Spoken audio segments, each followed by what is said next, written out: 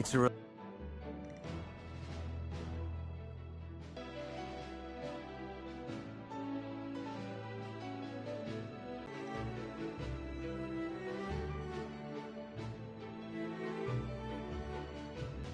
Huh? Feels like there's quite a few people missing. Where's Flint's and the others? And what about Nefer? I returned ahead of them. Flint is helping Aino and Anefa to set up the decoys and buy some time. As for Miss Nefer... Boss is still wrapping things up on her end. She sent us back to fill you all in on the top secret intel we've been gathering. You brought someone else in to help? Greetings. I was invited here to help as a longtime Tea Party companion of Columbina's. You may call me Arlecchino. Surely it can't be. Those eyes. Oh, where have I seen them before? Wait, of course. In those memories we just saw. The only Arlecchino I know is the fourth of the Fatui Harbingers. So either you share a pretty uncommon name, or you're more than just a Tea Party buddy. You are well informed, Grandmaster. A man from Mondstadt living all the way out here in Nodcry, and yet the people and affairs of Snezhnaya seem to hold a special place in your heart. Oh, the feeling's mutual. Sounds like you know all about who I am, too. A Fatui Harbinger. The atmosphere in here just got really tense. Guess we can't just start trusting Fatui Harbingers, even at a time like this. I must admit, though, I'm a little curious. Seeing as the Moon Goddess no longer belongs to the Fatui, what makes you so willing to put your neck on the line here? Nor does Nodcry belong to Mondstadt, Mr. Varka. Yet still, you're fighting for it all the same. Things don't always have to have a tangible payoff. Sometimes, stopping things from spiraling out of control is a higher priority than chasing the spoils of victory. Of course, I can't say there's nothing in it for me at all. But that's between Columbina and myself.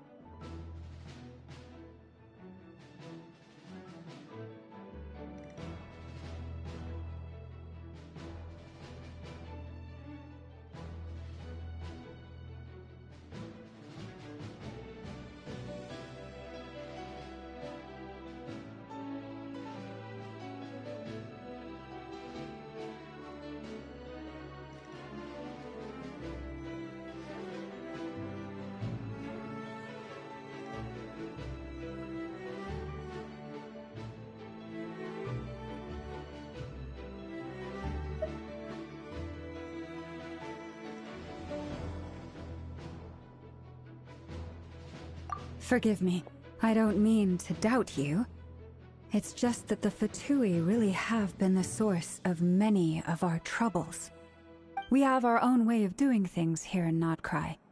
But ever since they arrived, the Fatui have treated us with nothing but hostility. I know there's been a lot of bad blood between us in the past. I've done my utmost to avoid friction whenever I could. But sometimes fundamental conflicts of interest simply can't be settled amicably. That's why I'm here solely in a personal capacity. This has nothing to do with the Fatui. As a gesture of good faith, I'll be frank. I can help Columbina track down the iridescent moon's marrow, which will help her restore more of her power. Anyway, what else is on the agenda? Let's begin. She says she'll be frank, then completely skips over the details. Looks like she doesn't want to give away too many secrets after all. But she clearly wants to change the subject. It'd be awkward if I tried to bring it up again now. I guess we'll just have to go along with it. She's the fourth of the Fatui Harbingers after all. One look and you can tell she's not someone you'd want to mess with.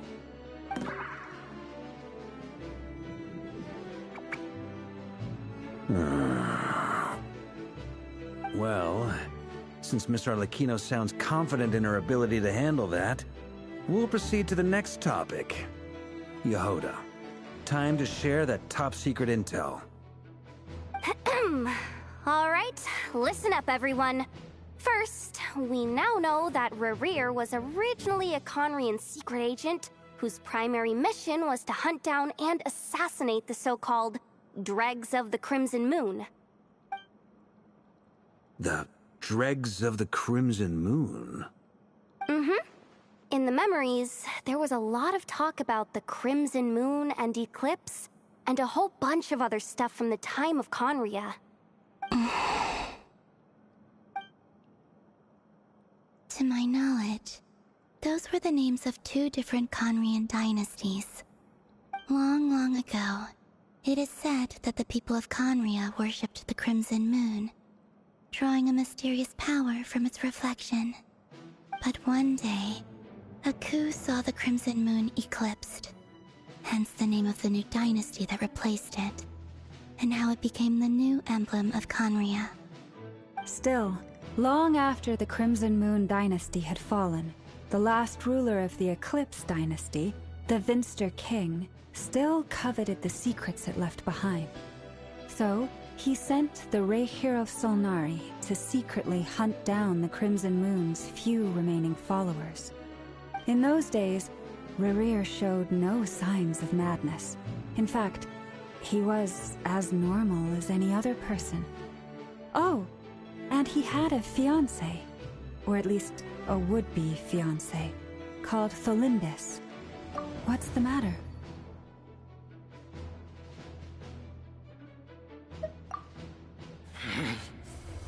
Verfnir, Rhine-daughter, Flinders.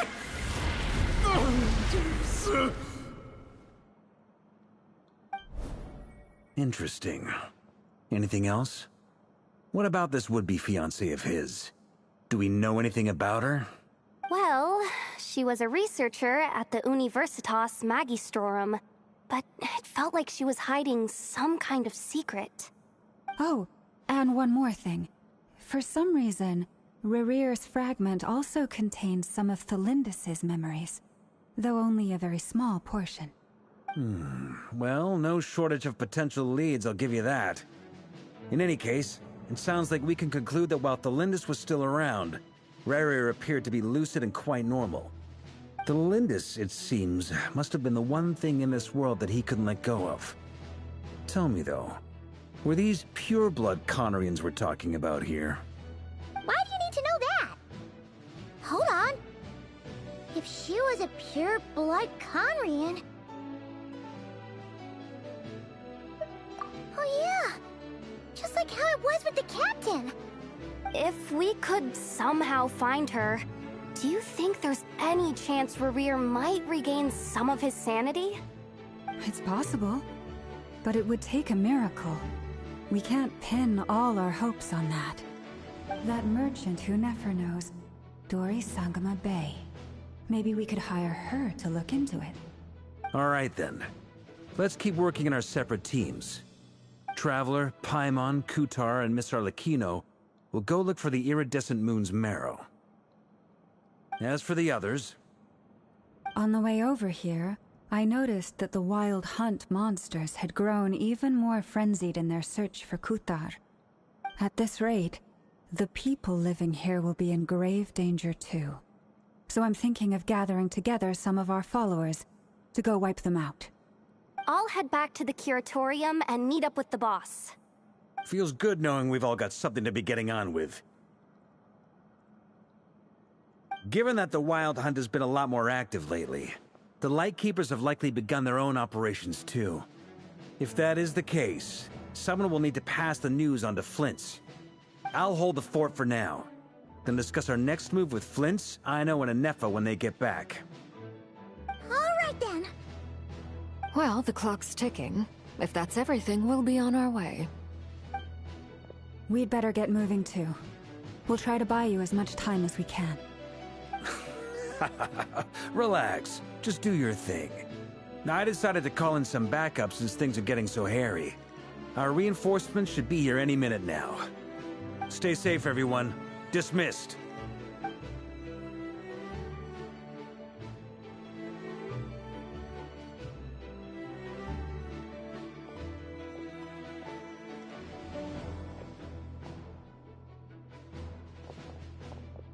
We're back. Did we get here a little early? Already set off. To summarize, our resident moon goddess has found us a new ally, and Boss Nefer has uncovered some promising info. Everything going smoothly on your end? Not great. I don't know how long we can stall them for. The decoys are getting taken out way faster than we imagined. I'm gonna make some more later, but I need a timeout first. I'm so tired right now. Oh, right! Inefa, could you fill in Uncle Varka on what we just discussed with Flint's? Sure. Uncle Varka, you previously told us about how when you went to investigate a source of the Wild Hunt in Amsvartnir, you discovered that it was just a diversion. But according to Flint's intel, several outbreaks of the Wild Hunt had already occurred in Notcry in the period leading up to that. That was before Rerir had regained his body, when he was far from regaining his full strength. In other words, in theory at least, he still lacked the means to act in two places at once. Flint's, with everything that's been happening, the Lightkeepers across Notcry are rallying to fight back against the Wild Hunt. They're gonna need your help. I know, I'm sure you're capable of coming up with something far more effective than decoys. But for now, you should stay here and get some rest. Inefa and I will head back over to Amsvartnir to see if there's anything I missed. I told you Uncle Varka would say that, didn't I? A deal's a deal. Not a word about my snack intake for the next week. Database updated. Reliability of Aino's predictions increased. What does that mean? They were betting on how you'd respond after hearing their intel. It's the obvious choice, isn't it? That's hardly worth betting on. We already decided that Inefa should go investigate the situation over at Amsvartnir on her own. You might as well stay here and keep watch. Someone needs to hang back and oversee our strategy meetings. And besides, you still haven't fully recovered from ambushing Rerir. So I've ended up with the easiest assignment. Well, I appreciate it, everyone. See you when you get back.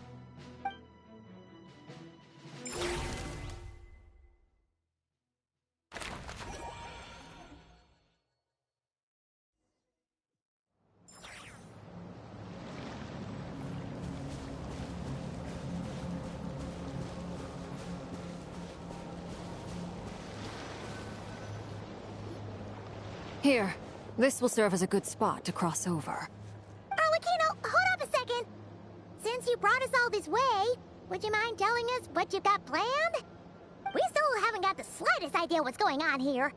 And if even Columbina doesn't know where the iridescent moon's marrow is, how do you? Simple. Because I am an inheritor of the royal bloodline of the Crimson Moon. And one of the last surviving embers of the Two Worlds' flames. Huh? Are you serious? Isn't you're a descendant of that Crimson Moon dynasty we were just talking about? The one from ancient Conria? Your surprise is understandable. I was also taken aback when I first learned of it. But the more I thought about it, the more I realized the signs had been there all along. When I was young, I discovered I could wield a very special kind of fire. It coursed like blood through my veins and smoldered away inside my nerves. What's more, whenever I experienced strong bursts of emotion or drew too deeply on this power, it was like some kind of presence within the fire would begin to gnaw away at me, consuming me from the inside out. Exactly. That is why my hands are like this too. At first, I saw it only as a curse, but once I became a harbinger, the jester apprised me of the truth. Together with my own investigations over the past few years, there are several things that I have gradually come to understand. For instance, take the so-called Crimson Moon. In truth, it is nothing more than the shattered remnants of the iridescent moon, fused with the abyss to prolong its lifespan. Since this blood flame was bestowed upon me by the Crimson Moon, it is a fusion of the iridescent moon's former power and the corruption of the abyss. You all understand the nature of the abyss well enough. I draw upon its power, and in return, it hungers for my soul. This strange blackness is the mark of corruption it has left behind. If I recall correctly, you once told me that if the corruption ever made it to your heart, you'd become a completely different person. Yes, and that's the reason I'm always careful not to push my power too far. It's essentially a never-ending tug-of-war. Oh, sounds intense. Anyway, the rest of my story can wait. Is there anything else about the Crimson Moon or the Iridescent Moon that you're unclear about? Paimon has a question. So, the Crimson Moon that the Karians used to worship was actually the Iridescent Moon, right? Which was one of the three Moon Sisters. Does that mean that the Karians were to the Crimson Moon as the Frost Moon Scions are to the Frost Moon? So much of that history has been lost. We have no way of knowing exactly what they were like. But I would suspect that the Conrians weren't as devout in their moon worship as it might appear. The iridescent moon's remains simply served as their link to the Abyss. Later on, perhaps someone discovered a way to make direct contact with the Abyss. Or maybe there was some kind of ideological divide. Either way, a dissenting faction staged a coup and drove out the royal heirs of the Crimson Moon dynasty. Still, even with the dark sun looming high overhead, the Crimson Moon's glow never truly faded. If you want living proof, it's standing right before you. The first time we met, I sensed something familiar in your presence. When I looked at you, I felt I could see that mysterious red moon in the corner of my eye. In your flames, I saw its broken image, surrounded by a strange black aura. Well, I appreciate that you kept it to yourself. Much about the Crimson Moon is still a mystery, and I'd prefer not to end up as the object of an insane research project. Anyway, time is against us here, so if there's any other questions, they'll have to wait. I just want to make sure I've got one thing straight. In her letter, Sandrone mentioned that since you are unable to contain the iridescent moon's marrow yourself, you intend to leave it in my custody. Correct? That's right. For now, it's the only way I can pay you back for your help. The iridescent moon is already part of who you are, so with its marrow in your possession, you'll be even more powerful than before. Deal. Then let's get started. Get what started? What does this place have to do with the Crimson Moon? When I first became a Harbinger, the Jester gave me a book called Paranhari, also known as Leobranto Inamorato. You should be able to buy a copy next time you're in Fontaine. It's a love story set in the Crimson Moon era, but setting aside the tangled romances of its characters, it also records a few interesting details. In the Crimson Moon era, or so the story goes, there was an orphanage that received children from beyond the bounds of this world, and subjected them to a peculiar induction ceremony. Beyond the bounds of this world? For real? And what kind of induction ceremony? The Crimson Moon sages looked beyond this world for beings with powers that surpassed the gods. But fearing they might lose control, they subjected these children to a process of refinement. They made these children crawl up a fireplace and kept asking them, "Have you died? Did you see it?"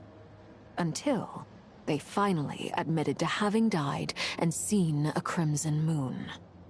The adults embraced the children who passed the ritual, telling them, "Within the fireplace, you have traversed the flames between two worlds. Here and now, you are born anew." The book leaves much unsaid. But I suspect that this was their way of branding the children they had enrolled, leaving an indelible mark upon them so that they would forever live in the Crimson Moon's light.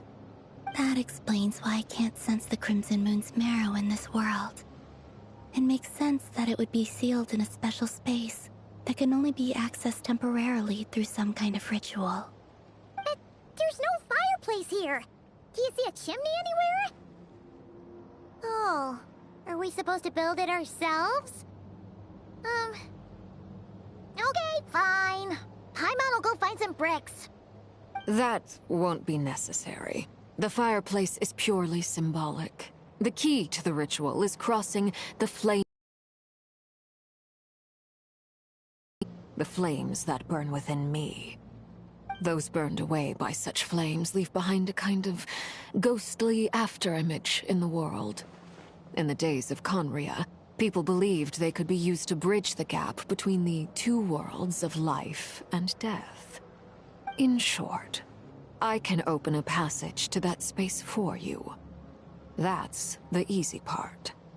The catch is I'll need to stay on this side to keep the passage open, so I won't be able to come with you.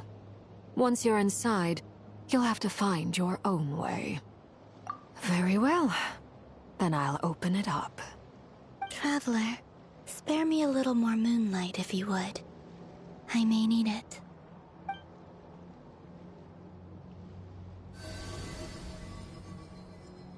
Thank you. I feel like I've recovered some of my strength now. It should be enough to move us across short distances and confront whatever dangers might await.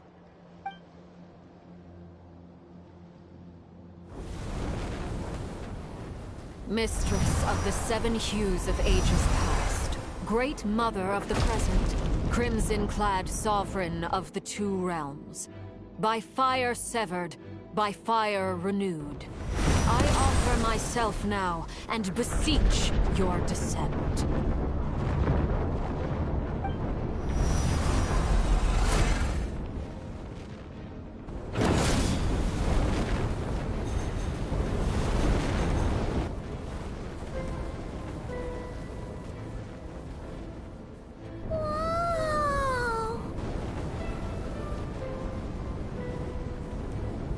One word of advice. As you're crossing over, no matter what voices you hear, do not answer. Got it. I sense a sinister gloom inside, but also the familiar light of the moon. I feel that I am about to meet an old friend who has changed beyond all recognition.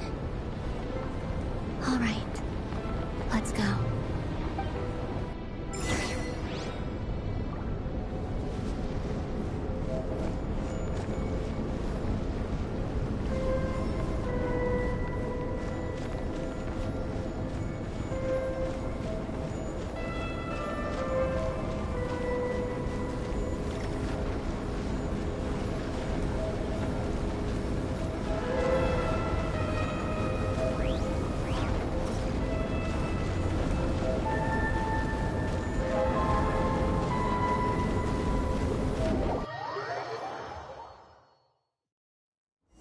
I sense your presence, and craving death and rebirth.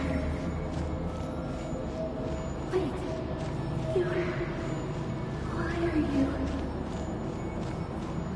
You have crossed over from another world, transcendent fate itself. I have no right to.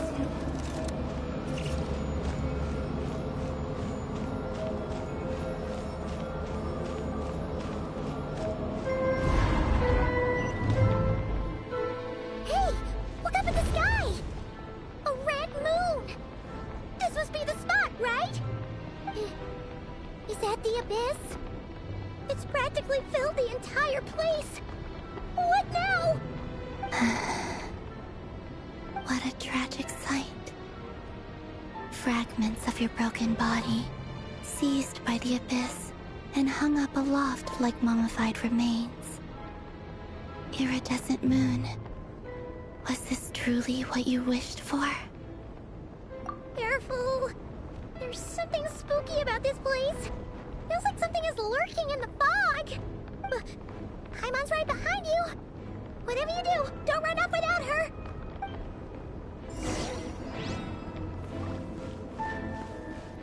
By the way, Alambina, didn't you tell us that the iridescent moon had shattered into pieces? The moon up there looks pretty whole to Paimon.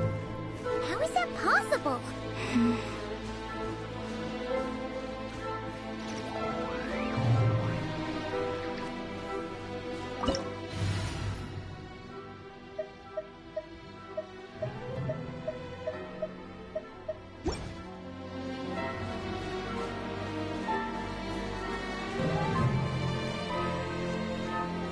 Gather!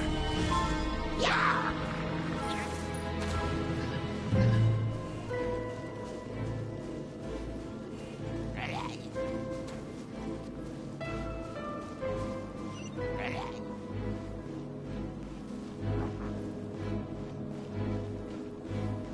Just like I thought.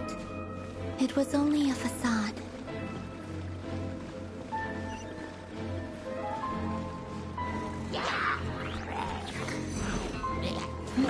Solidify!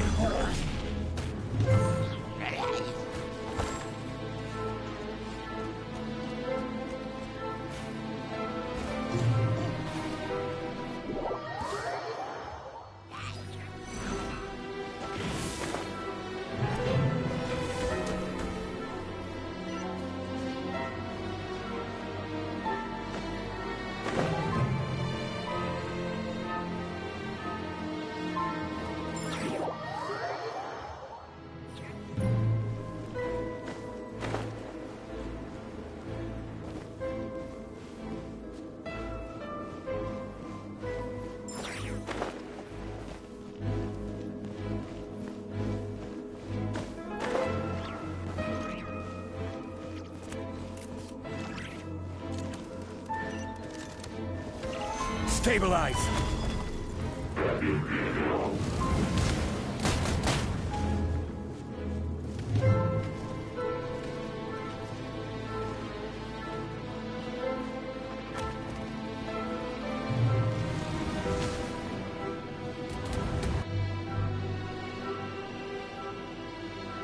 Huh? Huh? For real? That's way too high! There's no way we'll be able to reach it! No. I'm not sensing anything up there. It's coming from under the mountain. Let's see... Ah! There's some kind of weird shadow over the water! Wait, see that? Looks like a mechanism of some sort. Let's check it out!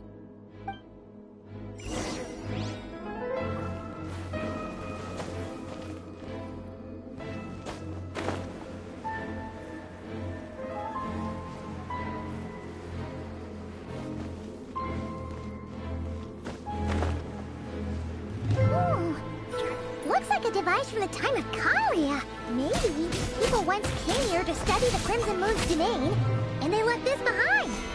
Oh, if we can activate it, we might find some clues.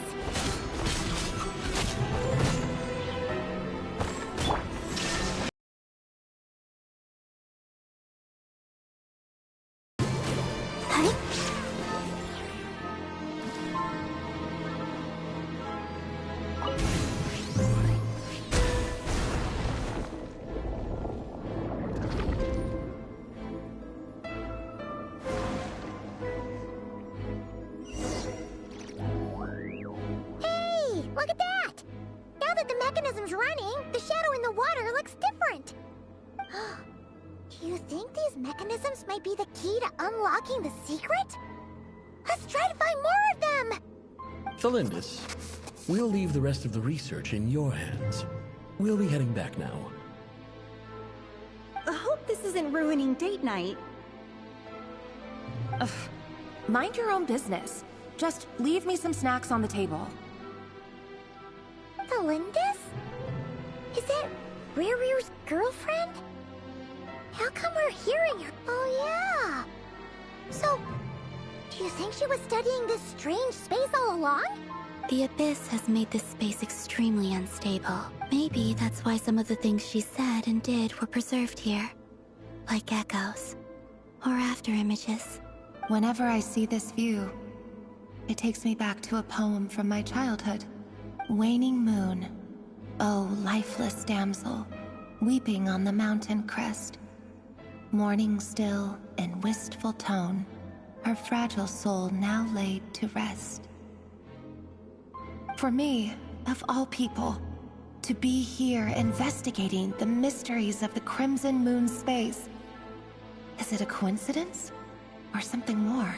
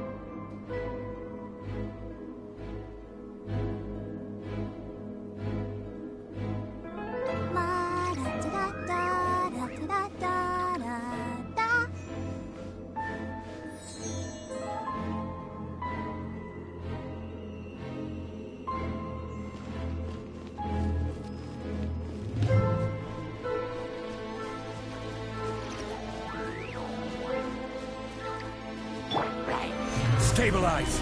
There is no escape!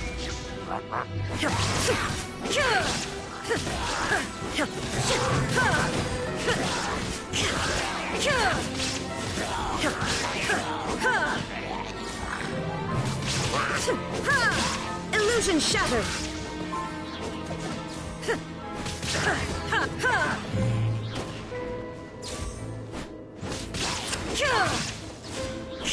There is no escape!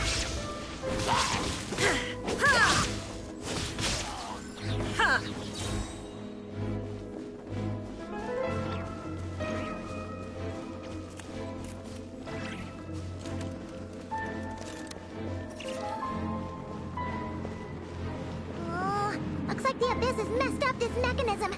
We need to find a way to get it working again. Let's see if there are any other devices nearby.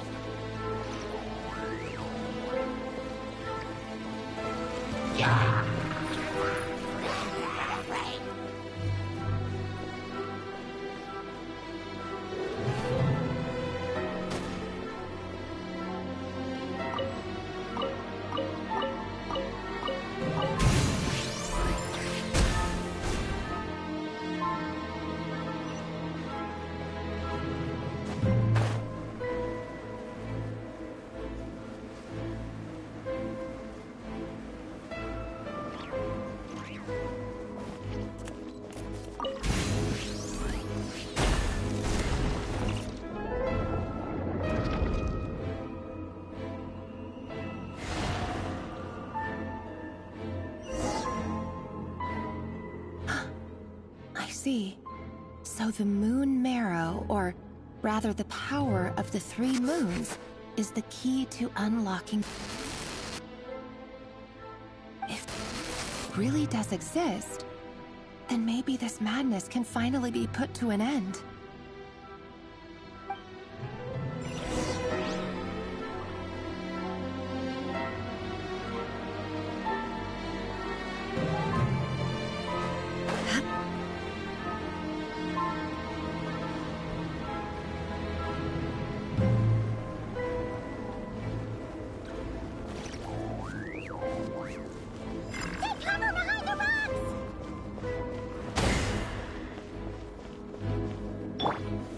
Gather!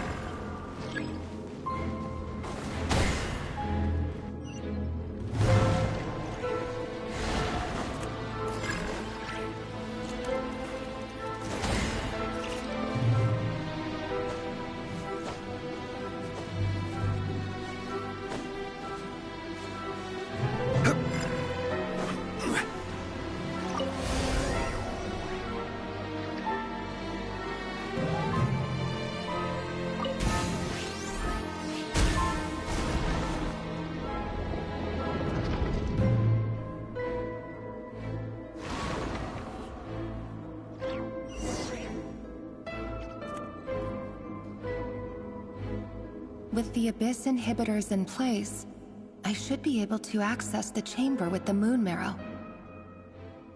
Oh, Rerir, with every step you take, you're drifting further from what you truly desire. But you're not the root of the problem. Ever since that outsider set foot in Conria, the Vinster King has sunken deeper into madness. If only I could get my hands on that outsider.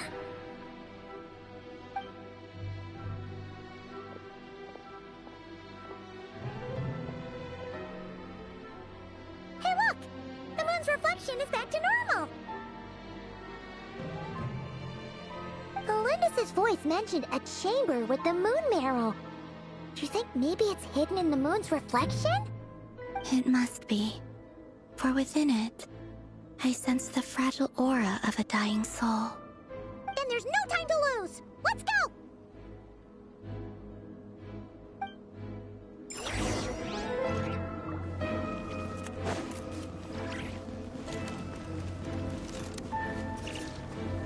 Let the show be...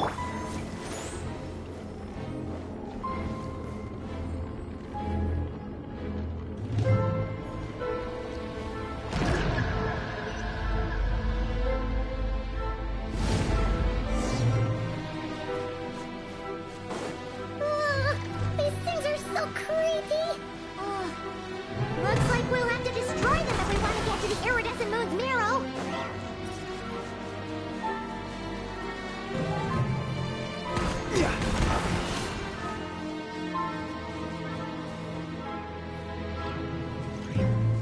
There must be the iridescent moon's marrow! Oh, we'll need to destroy these things before we can reach it!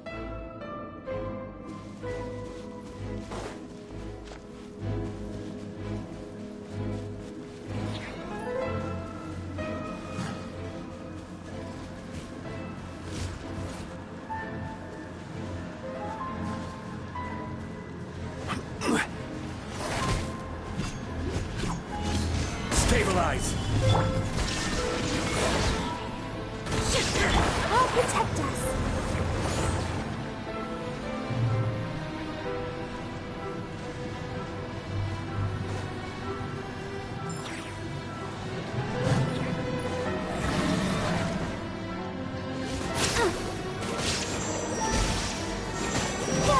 Hang in there!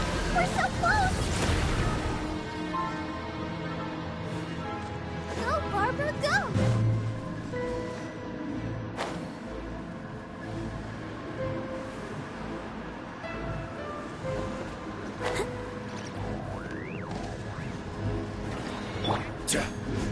Yeah! Solidify!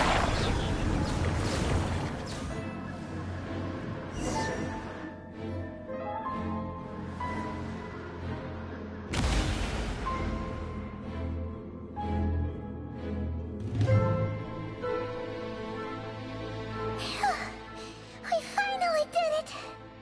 The iridescent moon's marrow. Still burning away like an undying flame, yet now contaminated by the Abyss.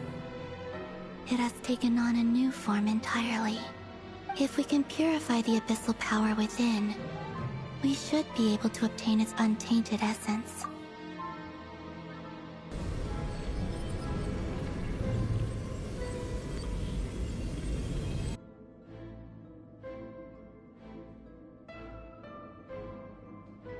And so... Is it you? Are you... Huh? Are you... At long last, I can see you once more. Our fates have crossed, and I am finally free. I'm sorry, I lied to you. Even knowing what was to come, I still couldn't let go of the fear in my heart.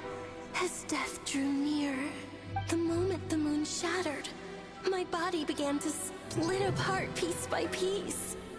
Like I was being cut into pieces by 1,000 blunt blades. My thoughts scattered as the cold crept in. But I could not bear to fade away like that. Tell me, what was it that brought you to us? all that time ago. If only I had possessed your courage, then I might have been spared this torment more painful than death. You look so puzzled. That's how I felt too when I first saw you. But trust me when I say that everything happens for a reason. Farewell, Hypo.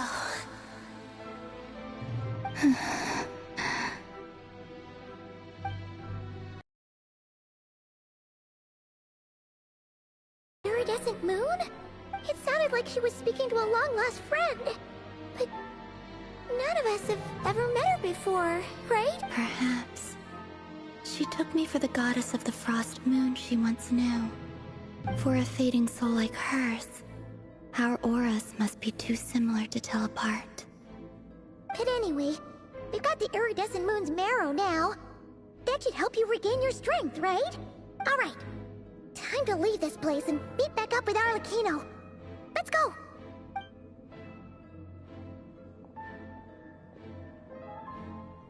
That's odd. This place looks different than when we came in. Waning moon, Huh? oh lifeless damsel. Oh.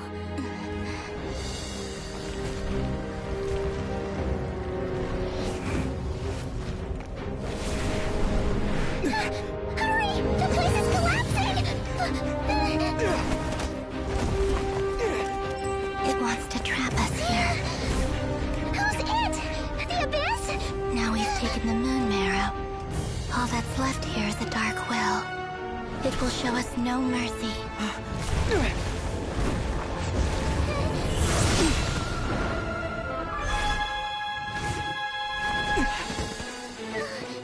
Give it back! The crimson moons! My marrow! My heart!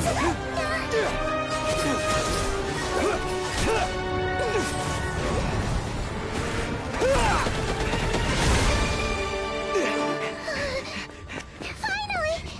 Huh? Oh no! The exit's blocked! They're back! Now what do we do? This is where you fall.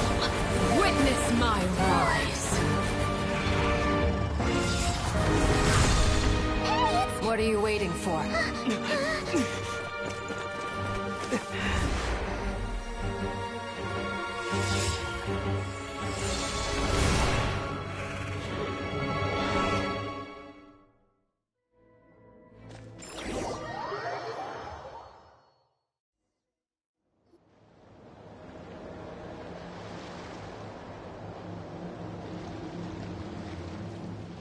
Oh, we made it! Was that you, Arlecchino? Did you save us? Wait, your hands! They're... Oh, this? Don't worry. It's a small price to pay. The Abyss wanted to trap you inside, and I defied its will by bringing you out. No wonder it's a little angry. No. I have paid the price, albeit a small one, and it cannot be undone.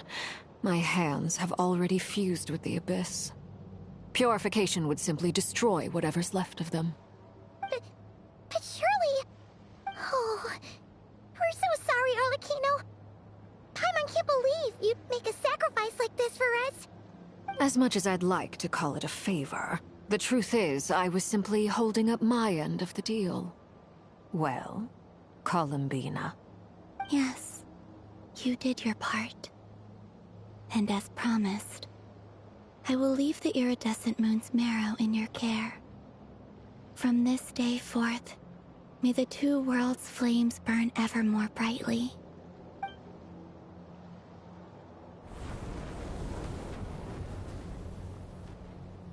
I'll take that as a blessing. Now, Columbina, give me your hand. Accept this moonlight I offer in return.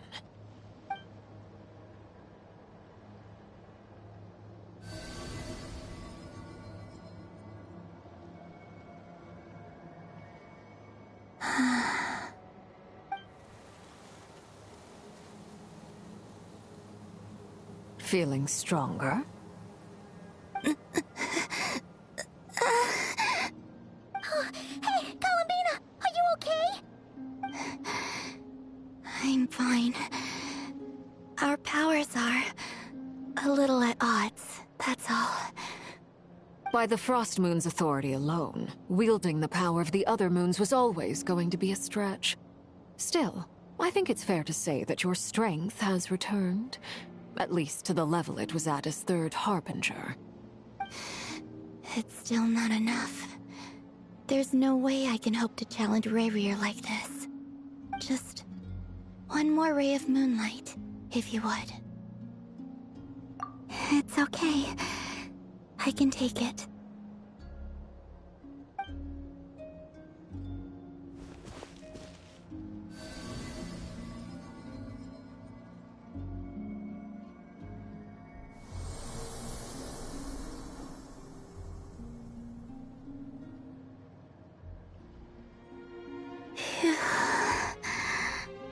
How about now? Fighting fit? At the very least, I won't have to stay hidden like before. I want to see him gone from Not Cry. The Ray here of Solnari and his wild hunt must be sent back where they belong. Well, it's good to have something to aim for. You certainly seem more alive now than you did earlier. When I first met you, you didn't strike me as a ray of moonlight. More like a wisp of fog drifting in from who knows where, ready to scatter at the first sign of a breeze. But now, you're full of vitality. Just like the Frost Moon, once the brightest of them all. May you keep shining, Columbina. This is who you are. Thank you. Look after yourself too, Arlecchino. I know you have plans of your own, and that's why you're always seeking to grow stronger. But whatever you're after, don't let the Abyss take a hold of you. I do not wish to see you go down the same path as Rayrir. I appreciate the concern, Columbina.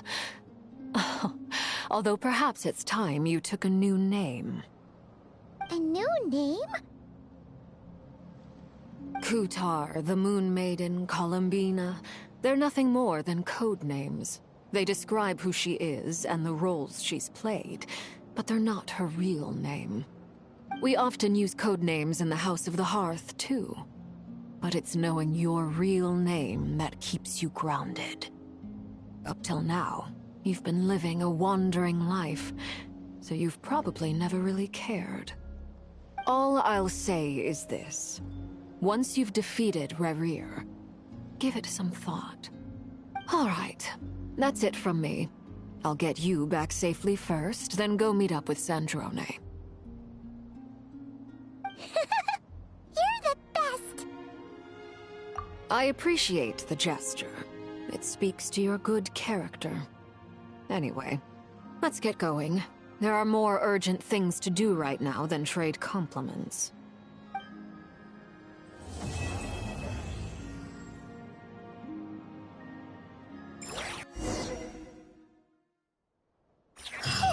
It was a close call, but we got the iridescent moon's marrow and restored Columbina's strength, and that's all that matters.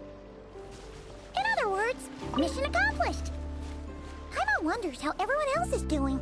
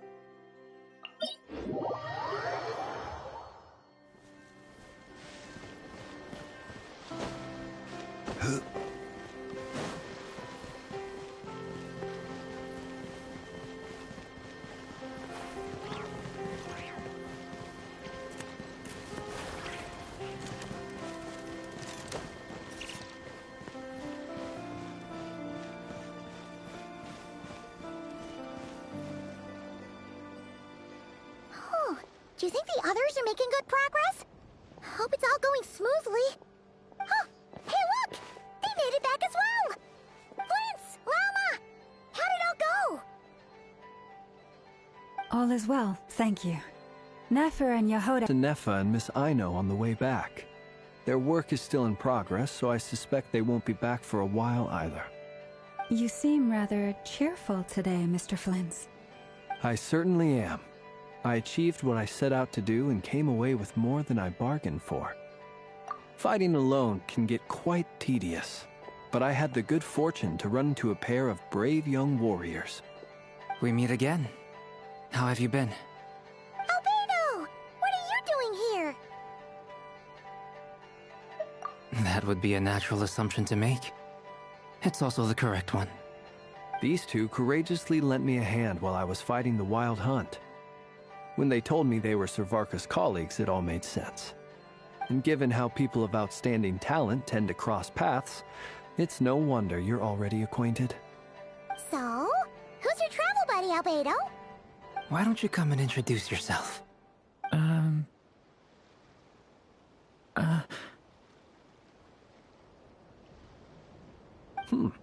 A gentleman of few words, I see. And a rather stern countenance. I presumed you were acquainted with him.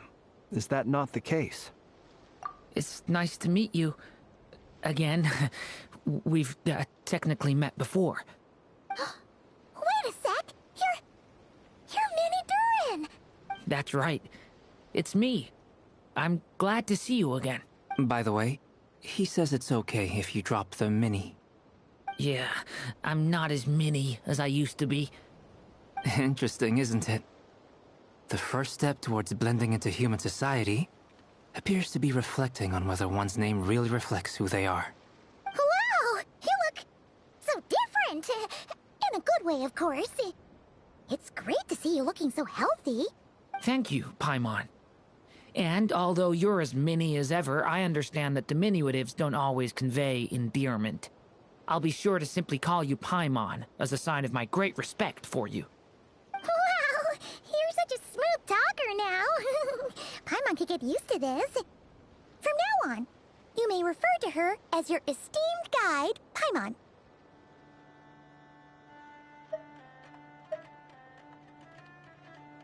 Personally, I think our little Paimon is the perfect size. When people call her Little Paimon, it's just because she's so adorable that they can't help themselves. If that's not a sign of endearment, what is? You're absolutely right, Miss Lauma. My brother still has a long road ahead of him when it comes to understanding human relationships.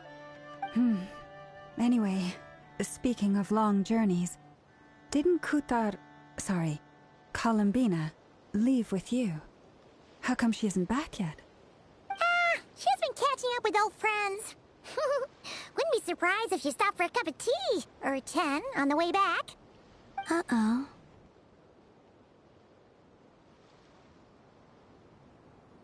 Judging from your expressions, I'm guessing it all went well? It's getting crowded here. I'll go grab some chairs. No need. This is a job for an alchemist. I'll whip some up momentarily. Thank you for your hospitality, ladies and gentlemen, but I was merely escorting my friends back. I'll be meeting Sandrone shortly, as we still have some things to discuss. It's been a pleasure, everyone. But this is where I'll say goodbye. We really appreciate your help. Oh, come on. Spare the formalities. I'm just glad I could help out some true friends. I understand. Well, bye for now, Harlequino. Oh, this place is hopping. It's probably a good thing one of us left. Otherwise, we might not fit all these people in. Are you saying we're about to run out of chairs? As a matter of fact, I am. Come on in and see for yourself.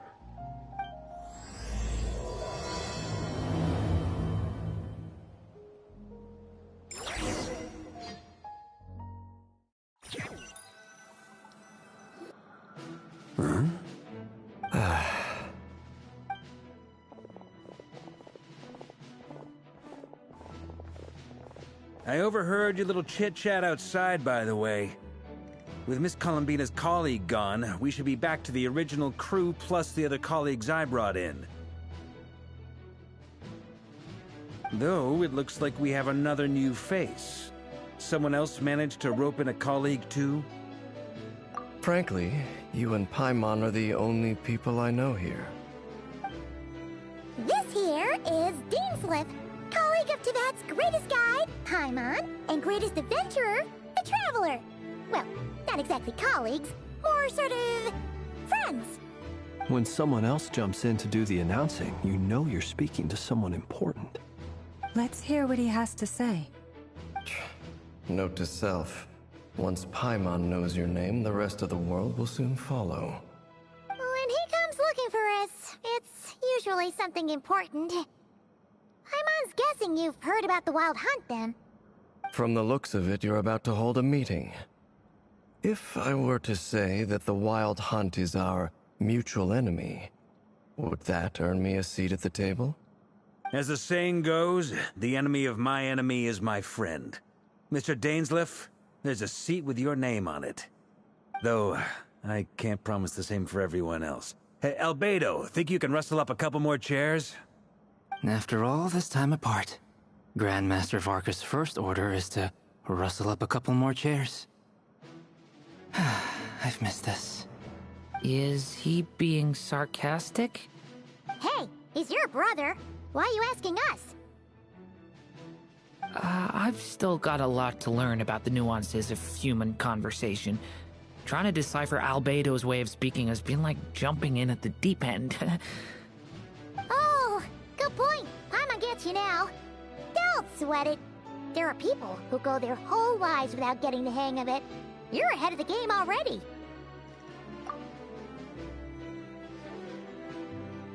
I wonder what's taking Nefer so long. Perhaps you should go and check in with her. If anyone can hurry her along, it's you. I just got back from the curatorium. Besides, aren't you curious to see what's taking her so long? Miss Nefer doesn't strike me as the type to share secrets. And since gathering intel is her specialty, I'm guessing she'd prefer to keep her methods confidential. Under such circumstances, would it not be tactless for me to impose? Oh, but it's fine for me to impose. What can I say? You have an unrivaled ability to garner people's affection, Miss Moonchanter. Besides, you have far more in common with her than I do. All right, then. Impressive. She barely fought back at all. I admire your powers of persuasion, my friend.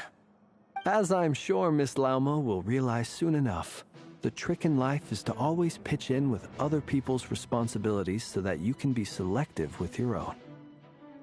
Another trick is to simply hide in the background. Spoken like a true sage. Anyway, looks like we've got some time to kill before the meeting. Let's take a little breather, folks. And feel free to chat amongst yourselves. We'll get down to business once the other two arrive.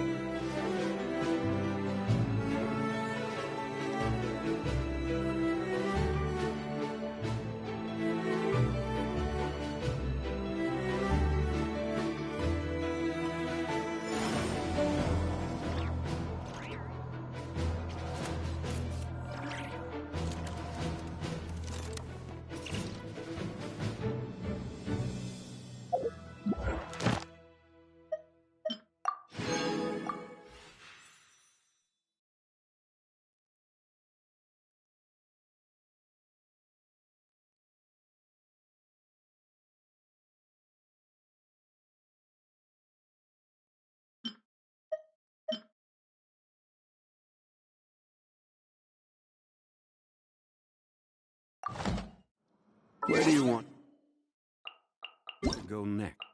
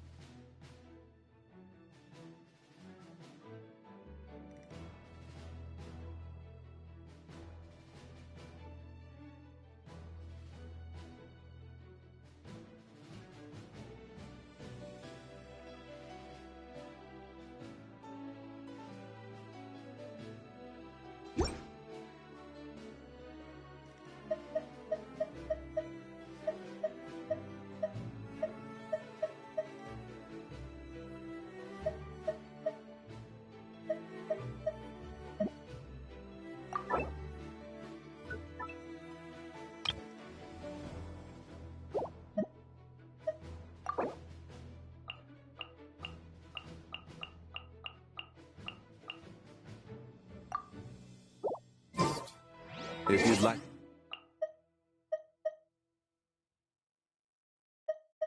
to see Luke.